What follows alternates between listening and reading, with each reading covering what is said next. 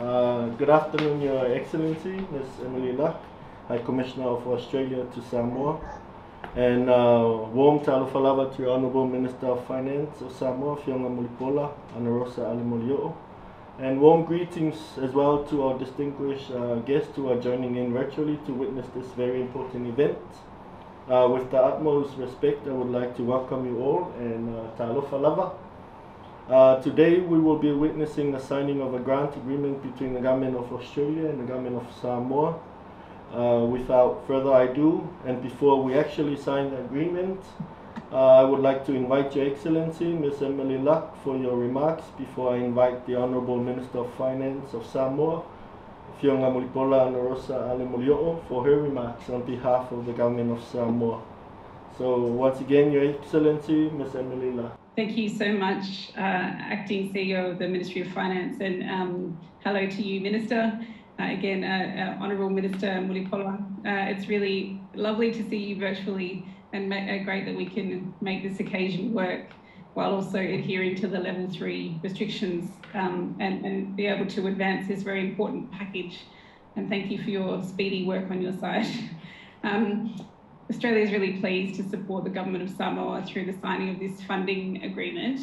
And through this agreement, Australia continues our strong partnership with Samoa to strengthen the country's COVID-19 economic response and recovery. The fiscal, economic and social effects of the COVID-19 pandemic in the region, as we know, have been severe. In Samoa, we know that the impacts of COVID-19 have also been compounded by the effects of the measles epidemic in late 2019. And we know that as a result of that, the challenges are quite multifaceted. We know in Samoa the impacts of COVID-19, we know that the pressure of COVID-19 is having on the fiscal position of Samoa, including decreased revenues from key economic sectors such as tourism. Prioritising budget allocations to meet the needs of Samoa is not an easy task under such economically constrained circumstances. Similarly, we recognise the human impact of COVID-19, particularly on the vulnerable.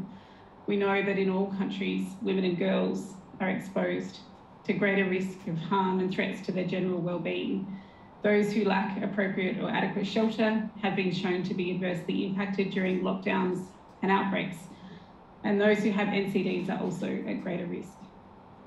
In this regard, I congratulate you, Minister, and your government for your efforts in identifying these fiscal and human risks and rapidly moving to address them through recent budget and policy commitments.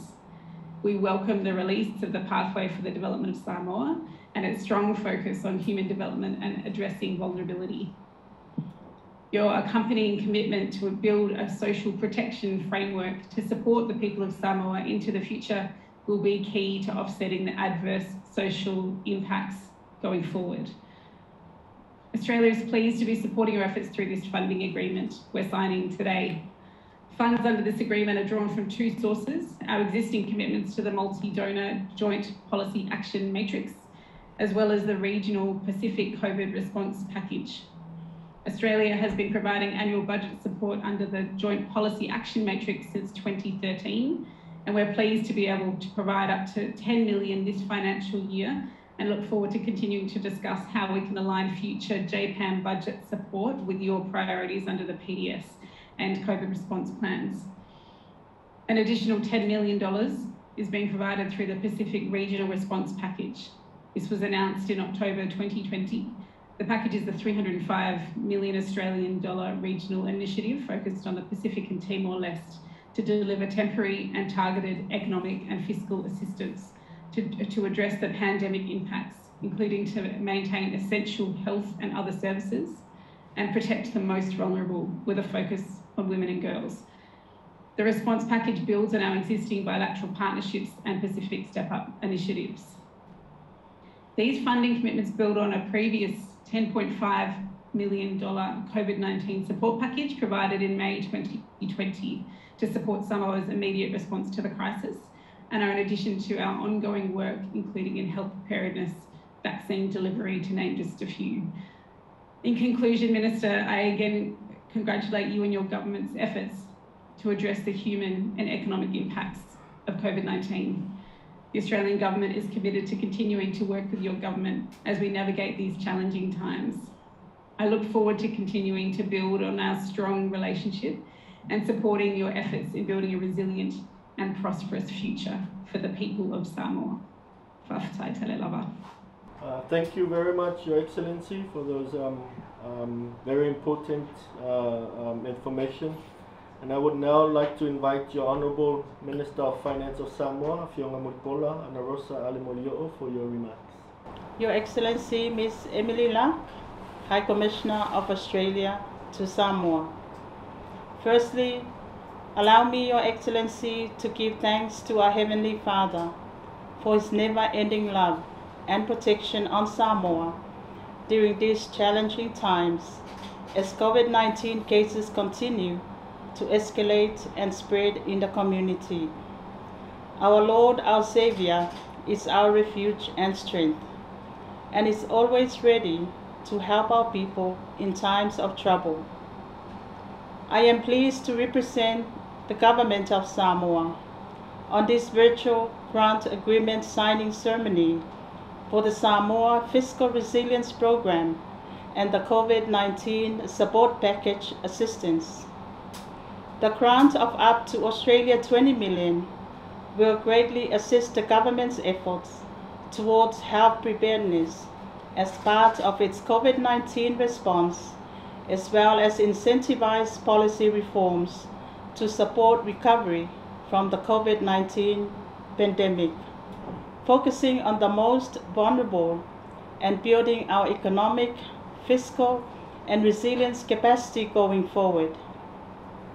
The funding has already been reflected in the government's current budget, and I wish to acknowledge Australia's contribution and its continuous support to the sustainable development of Samoa over the last 50 years since the establishment of diplomatic relations between our two countries. I acknowledge the alignment of the key objectives of the program to those for the pathway for the development of Samoa, with the theme of empowering communities, building resilience, and inspiring growth, and are reflected under the strategic outcomes of improved social development and diversified and sustainable economy. There is no doubt the assistance of the Government of Australia, as well as our all development partners, will go a long way in enhancing our resilience and help us in determining our pathway to recovery. The reprioritization of our development goals and resultant reforms will lead to strengthened systems and institutions that will enable us to adapt to the uncertainty of pandemic, as well as the many other challenges we face, such as adverse climate change impacts. We must also capitalize on opportunities that the pandemic provides to ensure that we remain on a Build Back Better recovery. The general budget support will contribute significantly to the operational cost of our COVID response approach, while the JBAM reform policies will lead to enable responsive systems and processes to emergencies, as well as long-term resilient recovery. Part of the funding will go towards the funding of vulnerability and economic-focused grants to NGO and civil society organizations already earmarked by the government and included in its current budget. Excellency, we look forward to the support from the DFAT team at Post to facilitate access to this financing and providing any technical support to the government when required for program implementation. I acknowledge the support of our entire country and communities. We also acknowledge with thanks the full commitment of all the people involved in the management and operation of our COVID-19 preparation and response, in particular our frontliners, who have been working tirelessly since the health pandemic surfaced globally for the safety and health of Samoa. Excellency, the government looks forward to the ongoing engagement and partnership with Australia as one of its key development partners and friend to Samoa. I have no doubt Australia's support, together with other development partners, our government will achieve its development priorities as set out in its pathway for the development of Samoa. Thank you and God bless. I thank you, Your Honourable, and also Your Excellencies for those kinds of very important information about this agreement and the way forward.